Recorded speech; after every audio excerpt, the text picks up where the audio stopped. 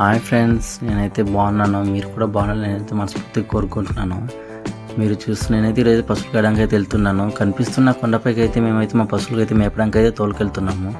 ఊరి దగ్గరలో పడదామంటే మొత్తం ఊరి చుట్టూ మొత్తం కాఫీ తోటలు, మిరియాల తోటలు ఉన్నాయి. ఊరి దగ్గర మొత్తం వరి నాట్లు ఉన్నాయి. వరి అయితే పంట చేతికి వచ్చేటట్టు ఉన్నాయి. కాబట్టి మేమైతే పశువులను అయితే అడవికి తోలుకెళ్ళిపోతాము.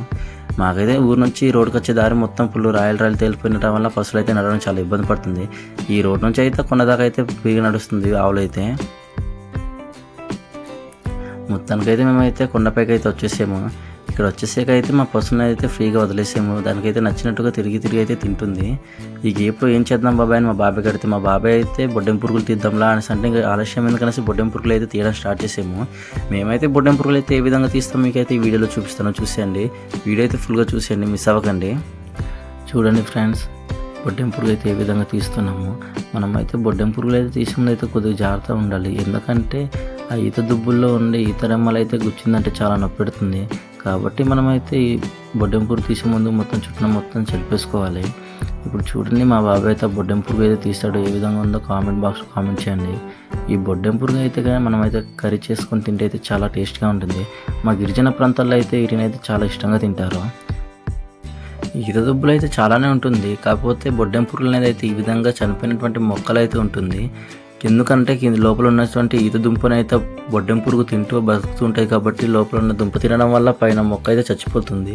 ఈ విధంగా మీకు అయితే చనిపోయిన మొక్క కనిపిస్తే అక్కడైతే కంపల్సరీగా ఉంటుంది. కాబట్టి మీరు ఎప్పుడైనా అయితే బొడ్డెం పురుగులు తీయడానికి వెళ్ళినప్పుడు అయితే ఈ విధంగా ఉన్నటువంటి మొక్కలు అయితే చూడండి, మీకు కంపల్సరీగా అయితే బొడ్డెం పురుగు అయితే దొరుకుతుంది.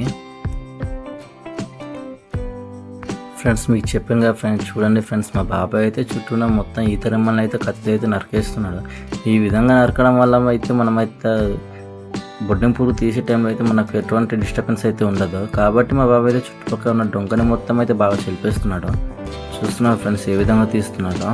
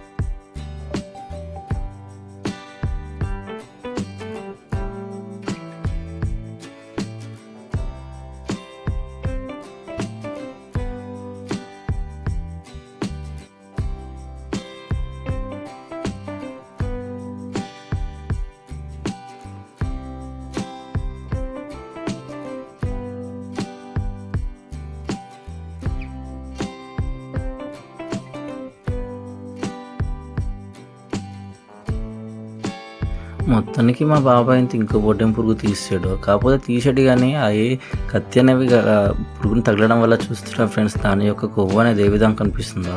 ఈ కొవ్వు పదార్థం వల్ల మనకు కూడా తినడం వల్ల చాలా ఆరోగ్యంగా ఉంటాము. పూర్వకాలంలో అయితే మా పెద్దవాళ్ళు అయితే దీన్ని అయితే చాలా ఇష్టంగా తినేవాళ్ళు. మీరైతే ఈ పురుగుని అయితే తప్పుగా అయితే అనుకోకండి, టేస్ట్ అయితే చాలా బాగుంటుంది. మీకైతే దుంప కూడా చూపిస్తాననేసి మా బాబాయ్కి అయితే బాబాయ్ ఒక అండెన్ దుంపు నరకు బాబాయ్ నేనైతే చూపిస్తాను అనేసి అంటే మా బాబాయ్ అయితే దుంప అయితే తీయడానికి అయితే ట్రై చేస్తున్నాడు. చూడండి, ఆ దుంప తీసేటప్పుడు కూడా చుట్టుపక్కల మొత్తం దుంక మొత్తం చెరిపేసుకోవాలి. దాని అయితే మనమైతే మొక్క మొదల్లో నరికేసుకోవాలి. అప్పుడైతే మనకైతే దుంప అనేది వస్తుంది. మీకైతే చూపిస్తాను ఫ్రెండ్స్.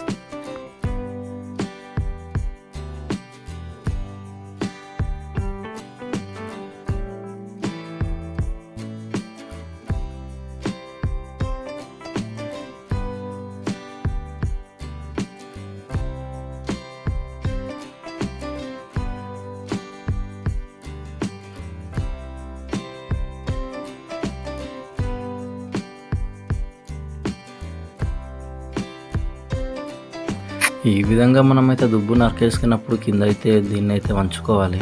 వంచినప్పుడు దాన్ని సైడ్ ఉన్నటువంటి ఆ రెమ్మల్ని మొత్తం తీసినామంటే ఆ దుంపని కనిపిస్తుంది. చూడండి ఫ్రెండ్స్, మీకు అయితే దుంప కనిపిస్తుంది కదా, ఆ దుంపనైతే బొడ్డెం పురుగు అయితే తిని అయితే అందులో అయితే బ్రతుకుతుంది. చూడండి ఏ విధంగా తీస్తున్నాడో ఆ దుంప. ఆ దుంపని కూడా మా ఏజెన్సీ ప్రాంతాల్లో అయితే మా ఎక్కువగా దాన్ని అయితే కూర వండుకొని తింటాము. ఆ దుంప కూడా చాలా టేస్టీగానే ఉంటుంది. చూడండి ఎంత చక్కగా తీస్తున్నాడు మా బాబాయ్ అయితే.